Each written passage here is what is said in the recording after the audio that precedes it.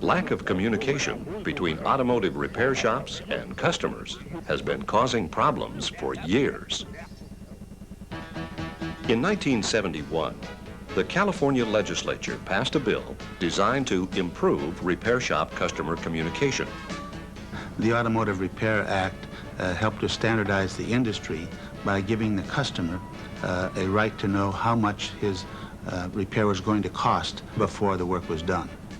It is rare that an industry would ask for government regulation, but in this case, we wanted to standardize as other professions have been standardized.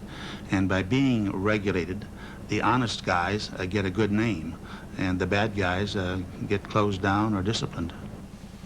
Why should you comply with the California Automotive Repair Act and the Bureau of Automotive Repair's regulations? Because by doing so, you may improve your business practices and your relationship with your customers. And it's against the law if you don't follow them. Even so, there are violations of the Repair Act and the Bureau regulations that occur over and over again. But I didn't tell him to go ahead with the brake job. He drove it over 300 miles while it was in the shop. And when I picked it up, it was $400. No, he didn't give me a written estimate. Customer complaints due to violations of the Automotive Repair Act occur much too often. This program will show you how to comply with the Act and the regulations so that you can avoid the most common violations. You'll also learn about the enforcement process when violations occur. Violations of the Repair Act and Bureau regulations involve three major areas: written estimates, additional authorization, and final invoice. The most frequently violated section of the Repair Act is the requirement that a written estimate be given to the customer before any work is performed on a vehicle. All repair jobs taken into your shop must be written up on a work order. The work order must include the odometer reading, the estimated price of repairs, and your customer's authorization. After your customer signs the work order, give her a copy of the estimate and keep a copy for your records. And once we get under the hood, if there are any other problems, we'll be sure to give you a call. Thank you.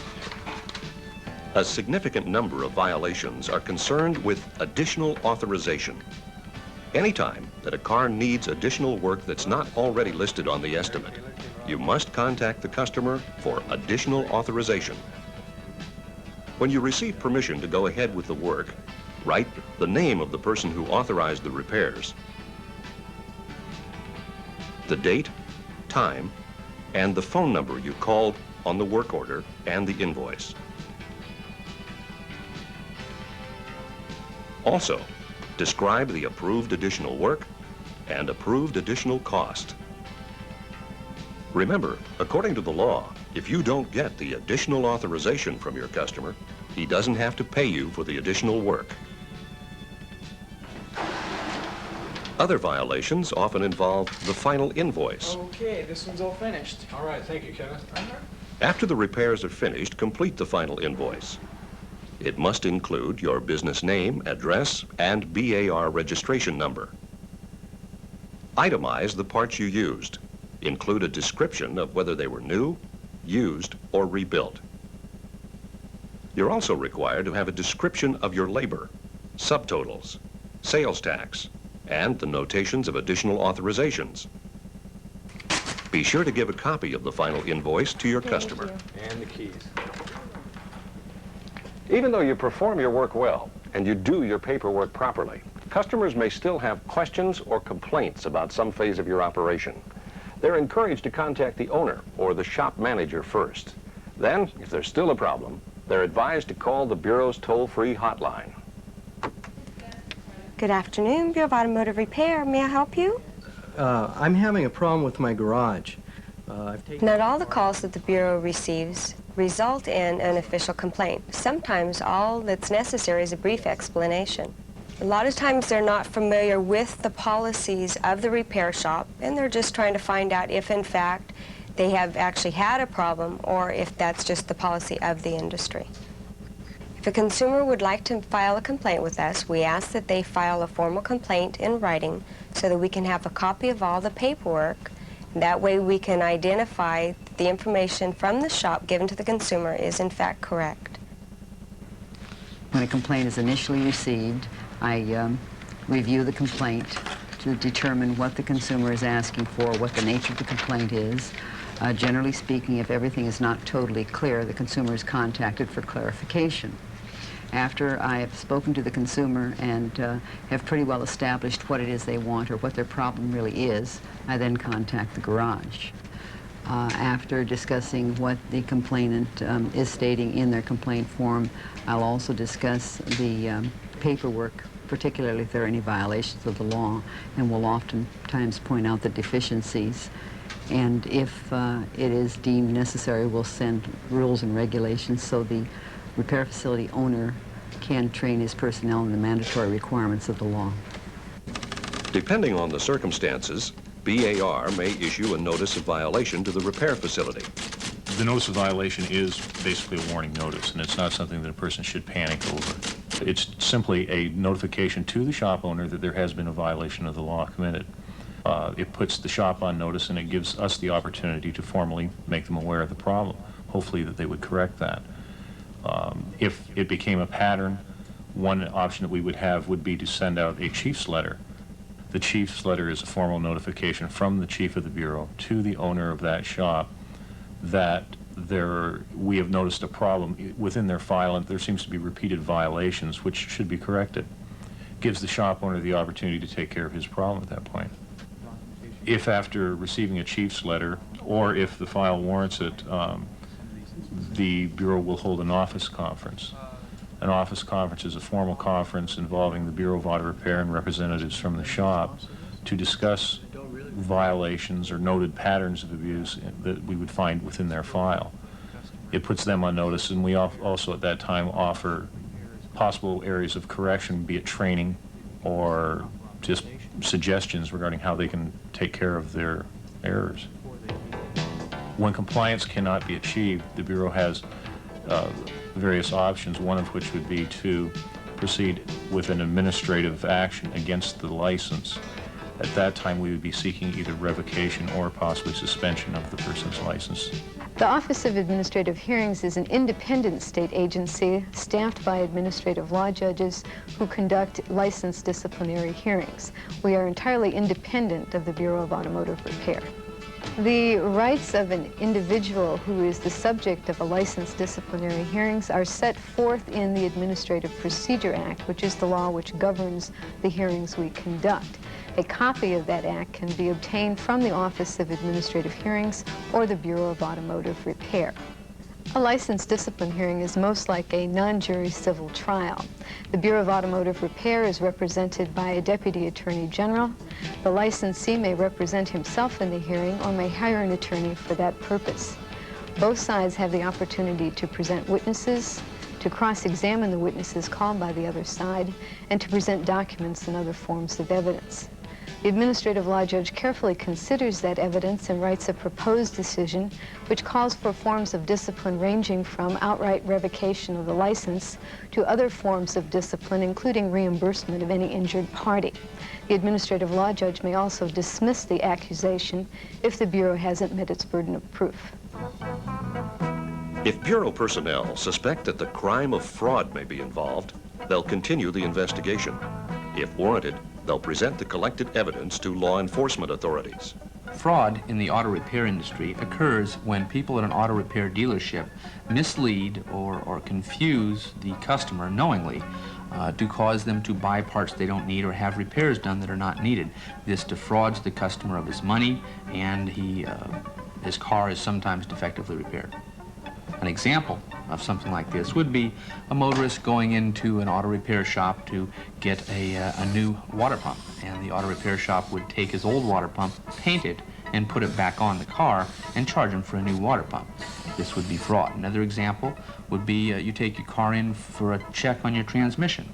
The auto repair dealer tells you the transmission is just totally destroyed and you have to have another one, when in fact it is in good shape, and they put in a replacement transmission that is not needed. Occasionally, we will receive information that indicates a pattern of abuse at an auto repair dealer. Sometimes customers will come in and complain that they went to, say, a brake shop for a $39.95 brake job and were charged significantly more than that. After we see a number of people, say 10 or 15, with excess charges, we will then check their vehicles and run an undercover car on the shop. And this may indicate that work is being done that's not needed to pad the bill, or that in fact no one is given the $39.95 job, and that would be a misleading or fraudulent statement. The Office of the Attorney General represents, as the lawyer of the Bureau of Automotive Repair, the Bureau when it takes an action against one of its registrants or its licensees. That is, we file the accusatory pleadings, we investigate the case in tandem quite frequently with the Office of the District Attorney in the county in which the action took place. We then look to subpoena witnesses, provide testimony, and we supervise undercover operations as well. The types of things we look for, number one, are a pattern in practice, and by that is the conduct of the registrant or licensee. If there's a pattern being developed or apparent from that conduct, we look to that. We look to the volume of complaints against a particular repair facility. Strong consumer complaints are very helpful, and ultimately undercover operations we also use. If there is a conviction, it can range from grand theft, which is a felony or a misdemeanor and carries state prison time with it. If there's a conviction for false advertising or making false promises likely to induce a customer to authorize repairs, then you're looking at stiff civil penalties, and in addition to that, you're looking at possible restitution orders. Ultimately, the negative publicity that generates can be a death blow to any repair facility. Following the regulations and the Automotive Repair Act should help you avoid complaints, notices of violation, office conferences, undercover investigations, and appearances in court. The regulations are basically quite simple. Keep the customer informed. Do only the work that has been authorized, and keep a written record of all work that's performed. By complying with the regulations, you'll be improving your business practices and your communication with your customers. Our people too often fix the car, want their money, and don't talk to the customer the way they should. That communication link is a requirement of the Auto Repair Act, and our members are using that now to improve the relationship, and it brings about repeat business. I have been a shop owner since 1975, and I have found that working with the Bureau of Automotive Repair, working within their guidelines and regulations, I have found that we have a much better customer relationship. We don't have any 5 o'clock surprises or customer confrontations, which in turn is very good for our business.